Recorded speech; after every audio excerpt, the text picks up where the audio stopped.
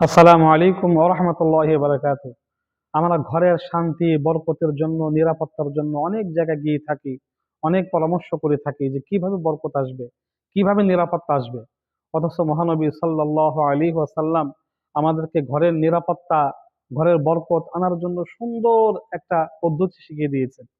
মহানবী সাল্লাল্লাহু আলাইহি ওয়াসাল্লাম ইরশাদ করেন, এটা আল্লাহ পাকের হুকুম, শুধু আল্লাহ রাসূলের ইরশাদ না, আল্লাহ পাকের হুকুম। ফাইদা দাখালতুম বুয়ুতান ফাসাল্লিমু আলা আনফুসিকুম তাহিয়াতাম মিন ইনদিল্লাহি মুবারাকাতান তাইয়্যিবা।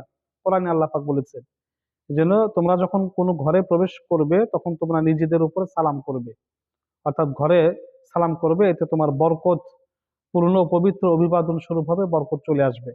মহানবী সাল্লাল্লাহু আলাইহি ওয়াসাল্লাম বলেন যে তুমি তুমি তোমার ঘরে প্রবেশের সময় সালাম দিয়ে প্রবেশ করবে, তাহলে তোমার জন্য এবং তোমার পরিবারের জন্য এটা বরকতের কারণ হবে, মাধ্যম হবে।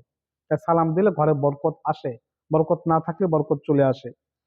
সালাম দিয়ে যে ব্যক্তি ঘরে প্রবেশ করলো, ওই ঘরের জিম্মাদার এবং ওই ব্যক্তি এবং ওই ব্যক্তির পরিবারের ঘরের জিম্মাদার আল্লাহ পাক নিজে হয়ে যান। তা আমরা সালাম দিয়ে ঘরে প্রবেশ করব। ঘরে যদি কেউ নাও থাকে, তারপর আমরা এইভাবে সালাম প্রদান করব, আসসালামু আলাইনা ওয়া আলা ইবাদিল্লাহিস সলিহিন। ঘরে যদি কেউ না থাকে, এইভাবে সালাম দিব, আসসালামু আলাইনা ওয়া আলা ইবাদিল্লাহিস সলিহিন। তাহলে রহমতের ফেরেশতা এবং ভালো জিন আপনার সালামের উত্তর প্রদান করবে।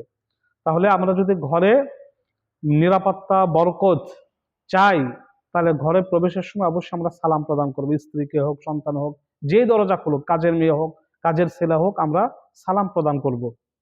আর কেউ না থাকলেও আমরা সালাম প্রদান করব।